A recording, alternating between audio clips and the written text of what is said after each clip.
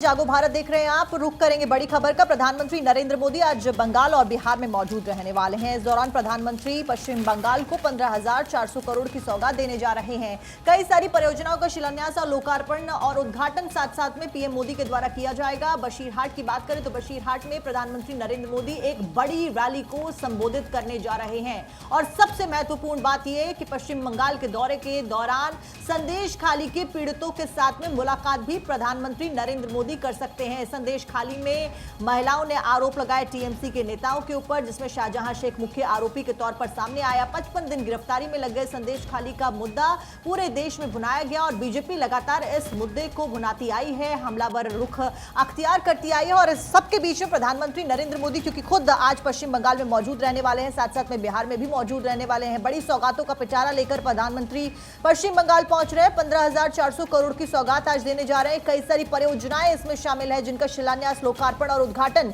PM के द्वारा किया जाएगा। बशीरहाट में पीएम का ये एक बड़ी रैली और संबोधन भी रहने वाला है। संदेश खाली में मुलाकात कर सकते हैं। और इस सबके ऊपर हमारे सहयोगी केशव झा की आपको एक रिपोर्ट भी दिखाते हैं। कोलकाता में मौजूद हूं, जहां आज प्रधानमंत्री नरेंद्र मोदी देशवासी को देश की पहली अंडर वाटर मेट्रो ट्रेन की सौगात देने जा रहे हैं। ये जो मेरे पीछे आप मॉडल देख रहे हैं, इसी मॉडल का उद्घाटन प्रधानमंत्री नरेंद्र मोदी करेंगे। स्प्लेंड मेट्रो स्टेशन पे इस वक्त मैं मौजूद हूं और ये हावड़ा मैदान को जोड़ेगी। इस वक्त आप अपने स्क्रीन पर वो मॉडल देख रहे होंगे, देश की पहली अंडर वाटर मेट्रो ट्रेन की, और जो बनकर तैयार हुआ भारत में पहली बार हुगली नदी के नीचे तकरीबन 30 मीटर के गहराई में इस अंडर वाटर मेट्रो ट्रेन की सौगात दी गई है। और बाहर आप देख सकते हैं पूरी तरह से मंच सज कर तैयार है। 10:30 बजे प्रधानमंत्री नरेंद्र मोदी इस देश की पहली अंडर वाटर मेट्रो ट्रेन की सौगात देंगे। और पूरी तरह से जो मेट्रो स्टेशन को है वो फूलों से सजाया गया है। प्रधानमंत्री नरेंद्र मोदी आज पश्चिम बंगाल वासियों को 500 करोड़ से भी ज्यादा की सौगात देने जा रहे हैं। खास तौर से अगर बात करें तो देश की पहली अंडर वाटर मेट्रो ट्रेन की सौगात प्रधानमंत्री नरेंद्र मोदी की तरफ से देशवासी को मिलने जा रही है, जो कि बहुत महत्वपूर्ण है। इससे पहले देश में कोई भी ऐसा मेट्रो नहीं है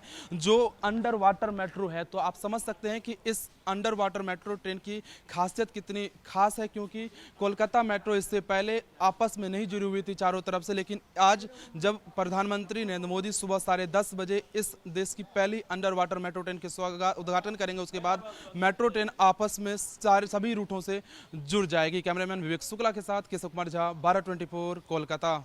बढ़ती खबरों में आगे और अगली बड़ी खबर मुंबई से। इंडिया ग्लोबल फोरम के NX-T10 शिखर का सम्मेलन में आज शामिल होंगे गृह मंत्री अमित शाह। सुबह 11 बजे अमित शाह शामिल होंगे और निवेश शिखर सम्मेलन को संबोधित भी करेंगे।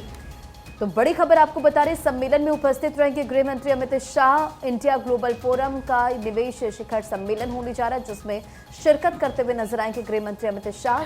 और सुबह 11 बजे का वक्त जब इस सम्मेलन में शामिल होंगे। फोरम का नेक्स्ट 10 निवेश शिखर सम्मेलन, जिसमें शामिल होते हुए नजर आएंगे गृह मंत्री अमित शाह।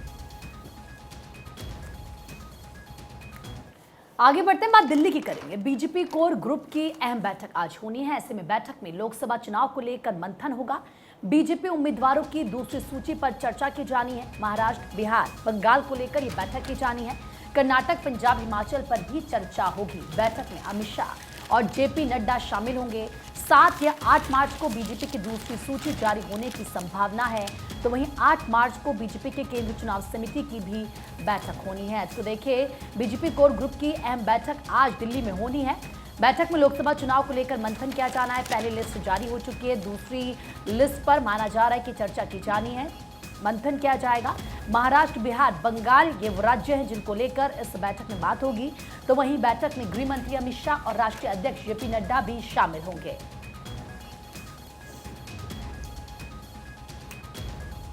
देखिए, संयुक्त राष्ट्र की बैठक में 18 महिलाएं भाग लेंगी।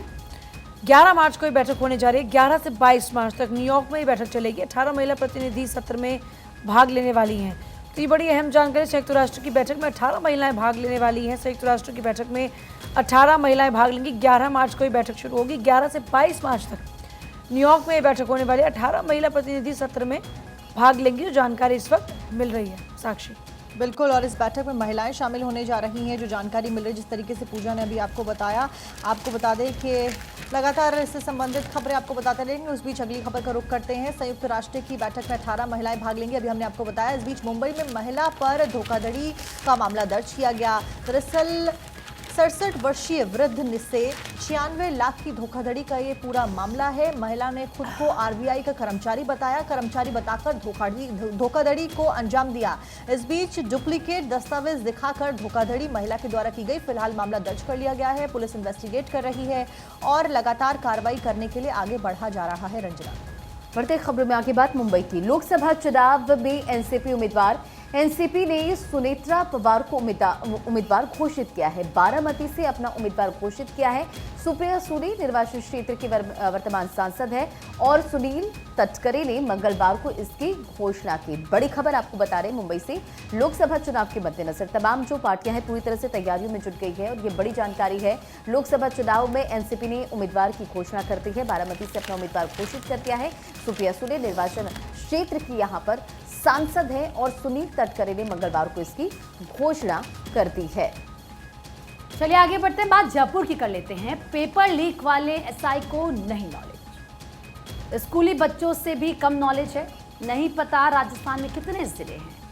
पीएम मोदी का लोकसभा क्षेत्र भी नहीं पता है। 15 ट्रेनी स्टूडेंट ने नहीं दे पाए बेसिक जवाब और ऐसे में इनमें अधिकांश के नंबर परीक्षा में अच्छे थे। सवाल अब देखिए अपने आप में खड़े हो जाते हैं कि भाई ये क्या है, जो बेसिक नॉलेज है वो भी इनको नहीं पता है और ये कहा जा रहा है कि इनमें अधिकांश के नंबर एग्जाम में परीक्षा में बहुत अच्छे थे। स्कूली बच्चों से भी कम नॉलेज है। पेपर लीक वाले एसआई को बिल्कुल भी नॉलेज नहीं है। ये बड़ी खबर बता रहे हैं आपको।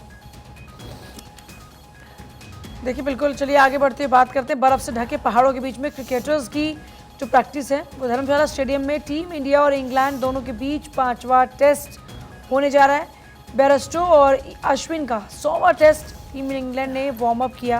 तो देखिए टीम भिड़ने वाली है, इंग्लैंड और टीम इंडिया दोनों आमने सामने होंगे और इसी को लेकर जो टीम्स के सदस्य हैं यानी जो हमारे प्लेयर्स हैं वो लगातार मेहनत कर रहे हैं पिच पर और लगातार अब वहाँ पर देखिए जिस तरीके से वार्म अप किया जा रहे हैं वो तस्वीरें भी आप लगातार देख रहे हैं। बेयरस्टो और अश्विन का 100वां टेस्ट है।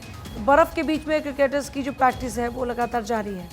बिल्कुल, इस बीच अगली खबर का रुख करते हैं। अगली खबर मुंबई से, जहां पर नक्सलियों से संबंध का मामला सामने आया है। मामले में पूर्व प्रोफेसर साईं बाबा बरी किए गए हैं। उम्र कैद की सजा की गई रद्द और इस बीच साईं बाबा को 2014 में गिरफ्तार किया गया था। और हेडलाइंस की बात करें तो दैनिक भास्कर के फ्रंट पेज पर यह खबर और पहली खबर जिसमें हेडलाइन दी गई है कि प्रोफेसर साईं बाबा फिर से बरी हुए। हाईकोर्ट ने कहा कि आरोप साबित नहीं हुए। 2014 से नागपुर जेल में कैद है प्रोफेसर साईं बाबा और 2014 में गिरफ्तारी के बाद में सेंट्रल जेल में कैद थे। और इस बीच गढ़चिरौली सेशन कोर्ट ने 7 मार्च 2017 को साईं बाबा समेत 5 आरोपियों को यूपीए और भारतीय दंड संहिता के प्रावधानों के तहत उम्र कैद की सजा सुनाई थी। नागपुर बेंच ने अक्टूबर 2022 को भी साईं बाबा को रिहा करने का आदेश दिया था। तब राज्य ने सुप्रीम कोर्ट में चुनौती दी थी और कोर्ट ने रोक से इंकार करते हुए दोबारा सुनवाई का निर्देश दिया था। नई बेंच ने जून 2023 में सुनवाई शुरू की। अब इस सब के बीच में नक्सली लिंक का केस है। महाराष्ट्र सरकार फैसले के खिलाफ फिर से सुप्रीम कोर्ट पहुंच गई है। बढ़ते खबरों में आगे, गुजरात के कांग्रेस प्रमुख ने छोड़ी कांग्रेस। मोडवाडिया बीजेपी में शामिल हो गए हैं और देखिए इस खबर का जिक्र तमाम अखबारों में। लोकसभा चुनाव से पहले कांग्रेस को एक और बड़ा झटका लगा है। पहले विधानसभा की सदस्यता से इस्तीफा दिया था अमरीश डेट ने भी भाजपा ज्वाइन कर ली है। कलकत्ता हाईकोर्ट के जस्टिस अभिजीत का भी ऐलान सामने आया, इस्तीफे के बाद बीजेपी ज्वाइन करूंगा।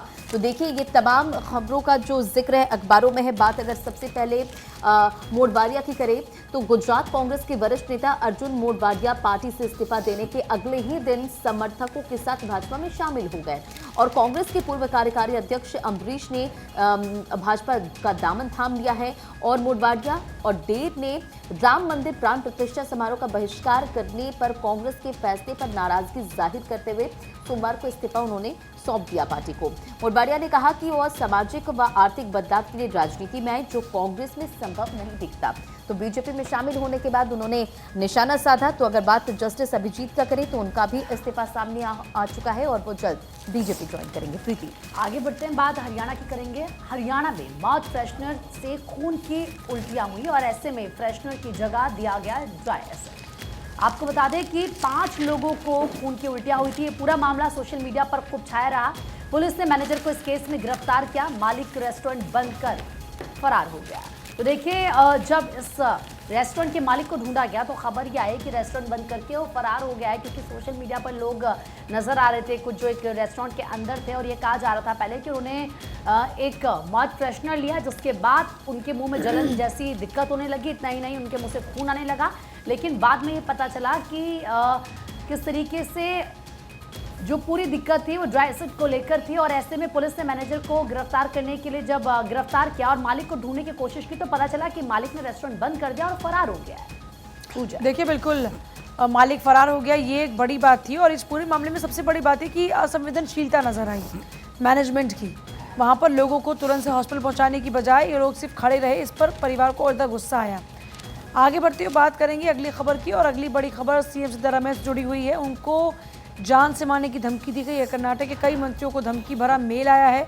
बेंगलुरु में केस दर्ज हो चुका है। 2 मार्च को ईमेल के थ्रू मैसेज रिसीव हुआ था। मंगलवार को संबंध में केस दर्ज किया गया। देखिए, खबर जैसे ही आई थी हमने आपको बताई थी कि सिद्धारमैया को जान से मारने की धमकी दी जा रही है, और उनके मंत्रियों को भी इस तरीके के कई मेल्स आए हैं।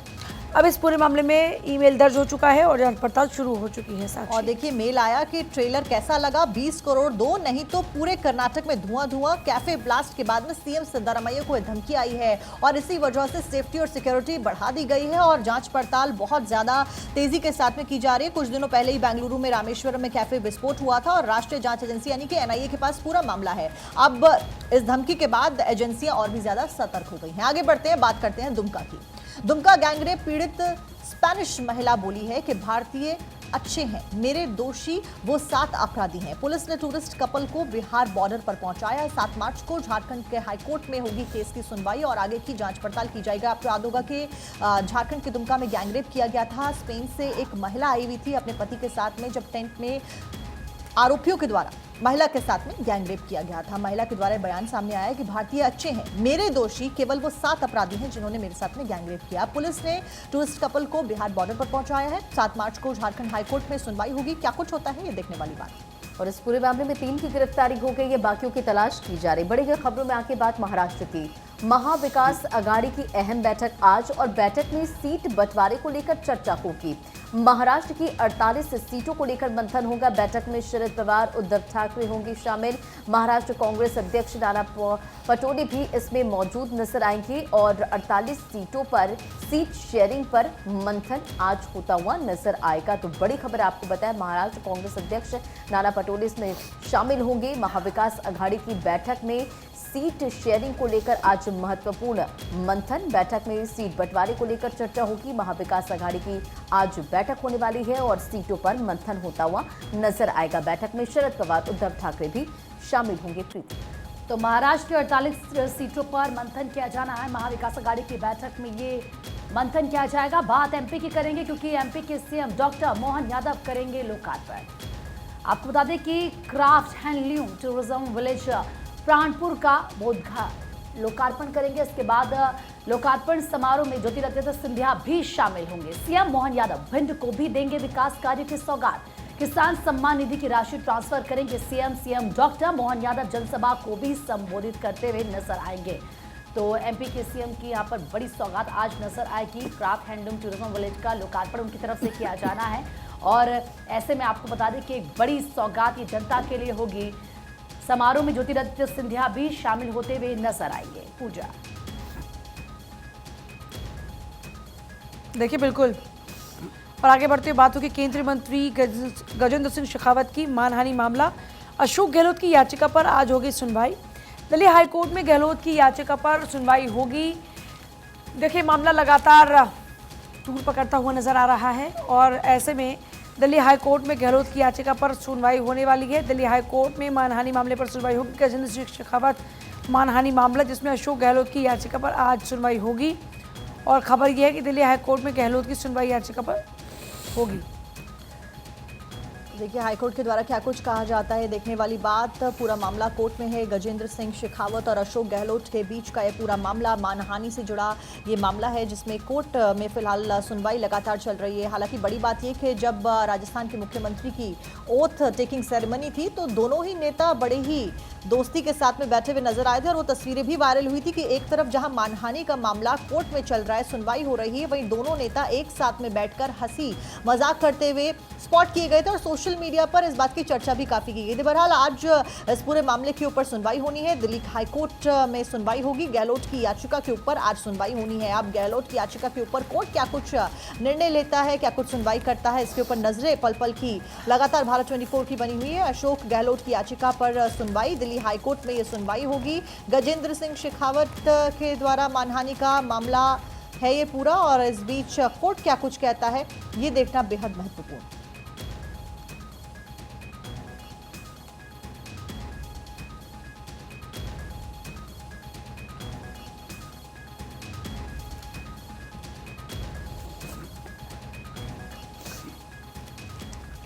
बढ़ते हैं आगे, अगली खबर का रुख करते हैं कलकत्ता से खबर, जहां पर कलकत्ता में प्रधानमंत्री Narendra Modi under water metro सेवा का उद्घाटन आज करने जा रहे हैं। आज भारत को पहली अंडर वाटर मेट्रो सेवा की सौगात पीएम नरेंद्र मोदी देने जा रहे हैं। तो भारत के लिए एक बड़ा पल और एक बड़ी उपलब्धि। प्रधानमंत्री नरेंद्र मोदी आज पश्चिम बंगाल और बिहार के दौरे पर रहने वाले हैं और इस बीच कलकत्ता में मेट्रो सेवा का उद्घाटन भी किया जाएगा, जहां कई हजारों करोड़ की सौगात लेकर पीएम नरेंद्र मोदी पश्चिम बंगाल पहुंच रहे हैं। वहीं कलकत्ता में आज अंडर वाटर मेट्रो सेवा का उद्घाटन आज पीएम मोदी के द्वारा किया जाएगा। पानी के अंदर मेट्रो चलने के लिए इस प्रोजेक्ट को बनाया गया है और आज भारत की पहली अंडर वाटर मेट्रो सेवा की सौगात पीएम नरेंद्र मोदी देने जा रहे हैं। पानी के अंदर मेट्रो दौड़ेगी और ये बड़ी सौगात भारत को मिलने जा रही है। पीएम नरेंद्र मोदी उद्घाटन करेंगे। आपको ये भी जानकारी दे दें कि ये सेवा का उद्घाटन पीएम नरेंद्र मोदी के द्वारा किया जाएगा। अपने दौरे के दौरान मैराथन दौरे पर पीएम नरेंद्र मोदी हैं, कई राज्यों के दौरे पर निकल गए हैं। लोकसभा चुनाव बेहद निकट और इस बीच आज भारत की ये पहली अंडर वाटर मेट्रो सेवा होने जा रही है। कई सारी उपलब्धियां इसके जरिए कलकत्ता के वासियों को मिलती हुई नजर आ रही हैं। तो ये बड़ी जानकारी प्रधानमंत्री नरेंद्र मोदी के दौरे से संबंधित, जहां पर कलकत्ता में तमाम परियोजनाओं की शुरुआत जहां पीएम मोदी करने जा रहे हैं, उनमें से एक अंडर वाटर मेट्रो सेवा, जिसके जरिए लोगों को सहूलियत मिलेगी। बिल्कुल, तो 45 सेकंड में 520 मीटर की दूरी और एटीओ सिस्टम से ये कंट्रोल होगा। प्रधानमंत्री नरेंद्र मोदी आज कोलकाता में प्रधानमंत्री नरेंद्र मोदी देश के पहले अंडर वाटर मेट्रो सेक्शन का उद्घाटन करते हुए नजर आएंगे। मेट्रो टनल हुगली नदी के नीचे 16.6 किलोमीटर लंबी है। अंडर वाटर मेट्रो हुगली के पश्चिमी तट पर स्थित हावड़ा को पूर्वी तट पर सॉल्ट लेक शहर से जोड़ेगी। साथ ही साथ इसमें 6 स्टेशन होंगे, जिनमें से 3 अंडरग्राउंड है। प्रधानमंत्री नरेंद्र मोदी द्वारा आज इसे उद्घाटन किए जाने के बाद जनता को अंडर वाटर मेट्रो सौंप दिया जाएगा, यानी कि जो आम जनता है वो इसका आनंद लेते हुए नजर आएगी। कोलकाता मेट्रो का हावड़ा मैदान एस्प्लेनेड सेक्शन बेहद खास है, क्योंकि इस सेक्शन में ट्रेन पानी के अंदर दौड़ेगी और हावड़ा मेट्रो स्टेशन भारत का सबसे गहरा स्टेशन भी है।